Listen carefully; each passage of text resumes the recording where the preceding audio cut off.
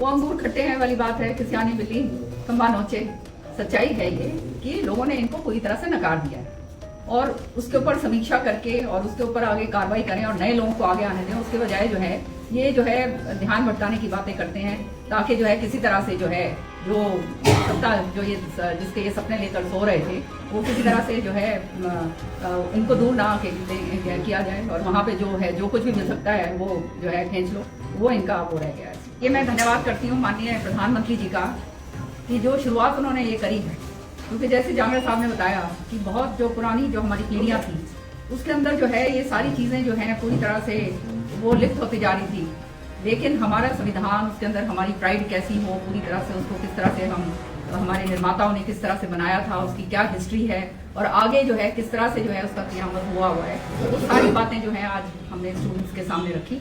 और ये मैं समझती हूँ एक बहुत ही अच्छा तरीका है संविधान दिवस मनाना, ये एक पर्व के रूप में, क्योंकि ये सबसे वो कहते हैं ना सर्वोपरि जो है आज के हिंदुस्तान में हमारे लिए वो है संविधान। और जो अगर कोई ये बात कहता है कि संविधान को नष्ट कर रहे हैं, ये अपने आप में ही वो उसको समझ जानी चाहिए। इससे बड़ी और झूठ क्या हो सकती है जब संविधान का पर्व बनाया जा रहा है। वो माननीय प्रधानमंत्री जी ने जो है शुरुआत करी है उसकी, तो संविधान बदलने का तो कोई सिलसिला है ही नहीं।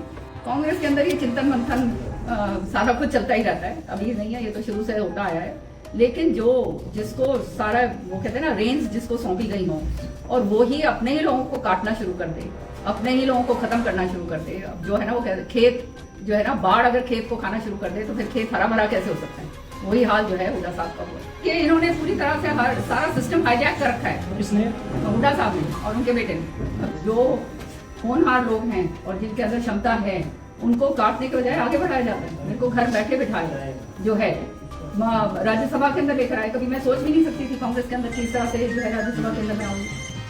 तो ये तो आप अपने आप में ही जो है ये उदाहरण है, इसमें कोई शक की बात नहीं है। वहां पर तो ये था कि अपनी जो है हालात ये थे कि जो जायज जो टिकटें हैं वो नहीं हमारे को मिलती, हमेशा जो जहाँ खड़े होते थे वहां पे नीचे कटाई होती। पूरी तरह से जो है ये सोचा जाता था कि इनको किस तरह से खत्म कर दिया जाए और वही नतीजा ये है कि आज पूरे हरियाणा के अंदर अपने लोगों को जो है काट पीट के सारा कुछ खत्म करके इस हालात के अंदर आ गए। पता नहीं किस तरह से इनके ये सपने संजो रहे थे कि ये मुख्यमंत्री बनेंगे। सच्चाई ये है कि जनता ने ग्राउंड के ऊपर इनको पूरी तरह से नकार दिया, क्योंकि इनको देख के खुश नहीं है कोई। जो हर तरीके से जो है भाई भतीजावाद, हर तरीके से मैं और मेरा, कोई और सामने आ जाए जो इनकी बात जो है वो थोड़ा सा जिसमें होनहार है आगे निकलने वाला है उसको मारो, उसको खत्म करो।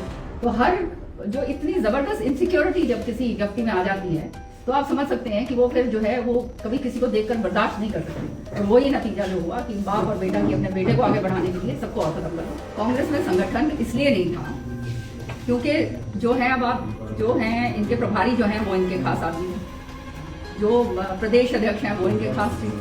अब इन्होंने 10 जगह जो है सारों के ऊपर हाथ रखा हुआ था कि तू भी बनेगा, तू भी बनेगा, तू भी बनेगा। अब अगर संगठन ये बना लेते तो आधा तो इनका हाल बुरे हो जाने थे, तो इसलिए संगठन इन्होंने खुद ही नहीं बनने दिया। हर एक के साथ यही हालात करे, चाहे अशोक तंवर था उस समय, चाहे शैलजा जी हो उस समय। जो हालात हुए ये कोई छुपे हुए हालात तो है।